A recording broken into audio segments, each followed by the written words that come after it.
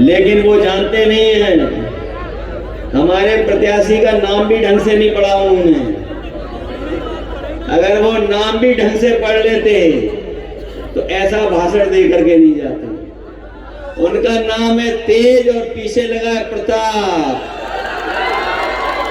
तो बताओ कौन जीतने जा रहा है यहाँ पर? और हो न हो कम से कम विधानसभा में ये पहुंचेंगे, ये अपने कद की भी नपाई कर लेंगे मुख्यमंत्री जी के संग। और हम तो विधानसभा में रहे हैं, मुख्यमंत्री से 1 इंच बड़े थे। लेकिन जब ये सभा देखी होगी उन्होंने, हालांकि वो वस्त्रों से योगी है, विचारों से योगी नहीं है। वो केवल वस्त्रों से योगी है, विचारों से योगी नहीं है। और ये जो जनता देख ली होगी, अब इसके बाद योगी करेंगे, इसके अलावा दूसरा कोई काम नहीं करेंगे। ये जो जन समर्थन दिखाई दे रहा है और करहेल की जनता जो हमेशा समर्थन दिए है, ये ऐतिहासिक परिणाम देने जा रही है जनता। मैं पहले मीटिंग में भी कहा, इस बार करहेल का चुनाव जीत का रिकॉर्ड बनाने जा रहा है। ऐसा कोई वर्ग नहीं है, ऐसा कोई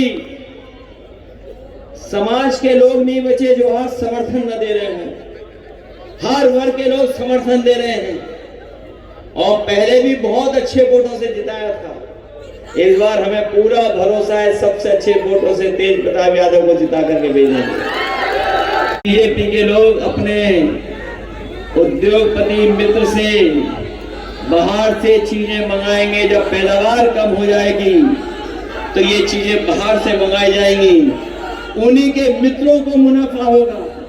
और आज जब हम लोग बाजार देखते हैं तो महंगाई कहां पहुंच गई है।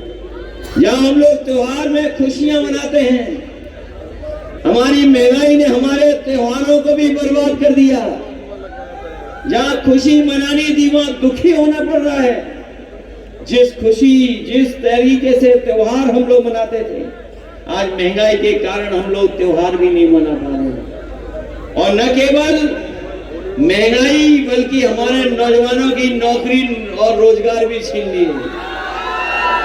मैं अपने नौजवानों को बधाई दूंगा और खासकर पढ़े लिखे नौजवान जो प्रयागराज में आंदोलन कर रहे थे, वो अपनी मांगों को लेकर के बैठ गए। 1 दिन, 2 दिन, 3 दिन, 4 दिन उन्हें बैठना पड़ा, लेकिन सरकार को अंततः झुकना पड़ा है। ये सरकार नौकरी देने वाली नहीं है। इस सरकार के एजेंडा में नौकरी देना नहीं है, नौकरियों को उलझाना इनका एजेंडा है। नौकरियों में आरक्षण छीनना इनका एजेंडा है। पीडीए के लोगों के साथ धोखा करना इनका एजेंडा है।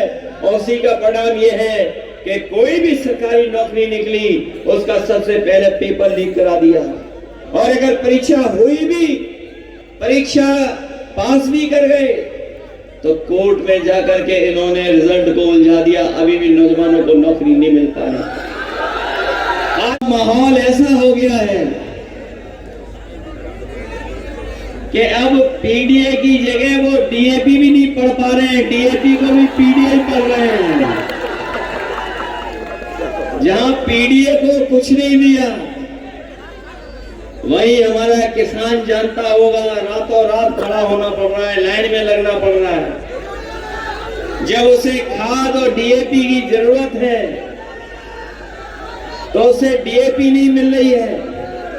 थोड़ी बहुत जहां चुनाव है वहां तो थोड़ा बहुत उपलब्ध करा दे रहे हैं, लेकिन करहेल में किसी किसान को डीएपी नहीं दे पा रहे हैं। और ऐसी कालाबाजारी भी कभी खाद और डीएपी की नहीं होगी जो देखने को मिल रही है। इसीलिए मैंने कहा, कई मौकों पर कहा, जो पीडीए का फुल फॉर्म बताते हैं, कम से कम डीएपी का भी फुल फॉर्म बता दे। वो जो पीडीए के बारे में जगह जगह जानकारी दे रहे हैं, वो कम से कम डीएपी की भी जानकारी दे दें।